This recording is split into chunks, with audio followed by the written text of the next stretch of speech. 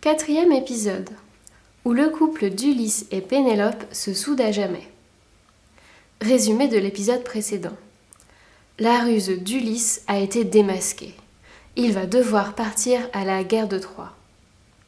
Il profite des derniers instants avec sa femme et se souvient de leur rencontre. Pour se protéger du soleil, Pénélope et sa cousine Hélène s'abritaient à l'ombre des eucalyptus, dans l'une des cours du palais. Un jeune chien roux arriva brusquement en jappant, et les deux jeunes filles se mirent à jouer avec lui. Le chiot sautait, les jeunes filles riaient. Bientôt, Hélène plongea les mains dans une fontaine et se mit à asperger Pénélope. Elles étaient si absorbées par leur jeu qu'elles ne remarquèrent pas l'arrivée de leur père, accompagné d'un visiteur étranger. On ne pouvait qu'être frappé par la grâce et la fraîcheur de ces jeunes filles. Les voiles de leurs habits avaient glissé, laissant deviner des épaules, des rondeurs, des corps aussi parfaits que ceux de déesses. Hélène était d'une beauté incomparable. Tout en elle était harmonieux. Ses lèvres piment rouge, ses yeux couleur océan, son cou de cygne.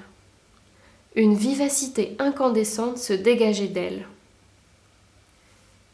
Pénélope, plus menue, plus posée aussi, offrait l'image même de la sérénité. Sur son visage fin, piqué de taches de rousseur, des lambeaux d'enfance restaient attachés. Elle irradiait une lumière intérieure qui donnait confiance. Un petit oiseau tombait du nid, se dit Ulysse, touché. C'était lui, le roi d'Ithaque, qui accompagnait Tindar et Icarios. En découvrant la présence des trois hommes, les jeunes filles rajustèrent rapidement leurs voiles et cessèrent aussitôt leurs espiègleries. Hélène avait pris une mine ennuyée, car elle supposait un nouveau prétendant. Et un seul coup d'œil lui avait suffi. Il ne lui plaisait pas. Pas assez grand, trop barbu, les muscles noueux d'un paysan, les mollets d'un montagnard et non d'un guerrier, et par-dessus tout, aucun signe de richesse. Le regard d'Hélène partit se perdre au loin, au-delà des murailles du palais. Quand Tindar, son père, cesserait-il de lui proposer tous les mini-rois de la Grèce? Puisqu'on la disait la plus belle de toutes, elle devait épouser le plus riche et le plus beau. Pénélope avait elle aussi détourné les yeux, mais plus par timidité et réserve que par dédain. Cet étranger ne lui déplaisait pas du tout. Des cheveux épais et bouclés, un nez bien dessiné, un regard franc et droit, une barbe moussue et de belles mains puissantes qui semblaient prêtes à parler et à caresser. « Ma cousine en a de la chance, se dit Pénélope. Je suppose qu'elle va encore trouver que celui-ci n'est pas à son goût. Il a pourtant cette simplicité que j'aime. C'est rare. » Les pensées de Pénélope furent soudain bousculées par une phrase prononcée par son propre père, Icarios. « Ma fille, voici Ulysse, le roi du petit royaume d'Ithaque. Il est venu me demander ta main. » Le sang afflua aux joues de Pénélope. Elle n'osa relever les yeux. Hélène avait sursauté, comme piquée au vif. Son charme n'opérait-il plus? Elle jeta un regard amusé à Pénélope et comprit aussitôt que le prétendant était du goût de sa cousine. Le ton d'Icarios semblait presque suppliant lorsqu'il ajouta « Tu as le droit de refuser. » Mais Tindar prit aussitôt la parole et se lança dans un éloge des vertus et des mérites d'Ulysse. Pénélope osait à peine respirer. Ulysse ne la quittait pas des yeux et Icarios se tordait nerveusement les mains. Le roi Tindar s'aperçut que personne ne prêtait attention à ses paroles et bougonna. « Qu'on en finisse alors. Qu'en dis-tu, ma nièce ?»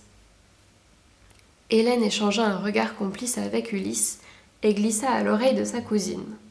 « Fonce, ma douce, il t'aimera comme tu l'aimeras. »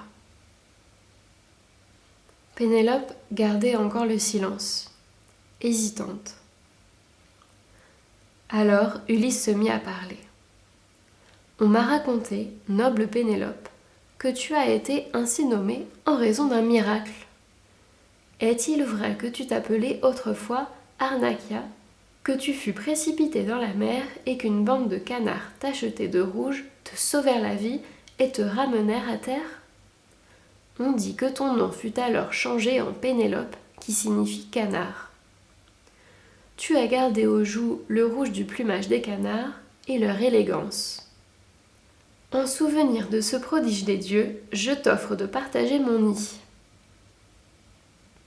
Cette fois, Hélène adressa un discret clin d'œil à Ulysse. « Il est trop rusé celui-ci, » pensa la belle jeune fille.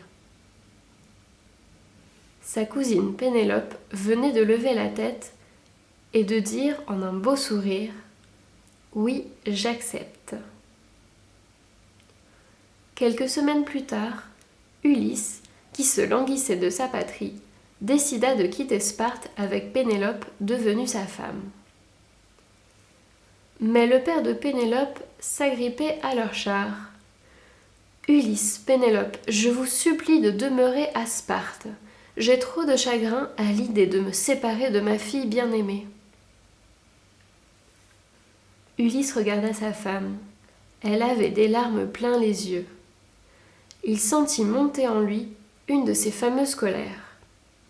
Il lui arrivait souvent de se mettre en furie, brutalement. Aussitôt après, il regrettait ses paroles excessives. Ce jour-là, devant l'insistance d'Icarios, Ulysse s'emporta contre Pénélope. « Si tu viens à Ithaque, il faut que ce soit ton choix. Si tu préfères ton père, eh bien, reste ici. » La jeune femme lui lança un regard de reproche et, sans un mot, elle rabattit son voile sur son visage.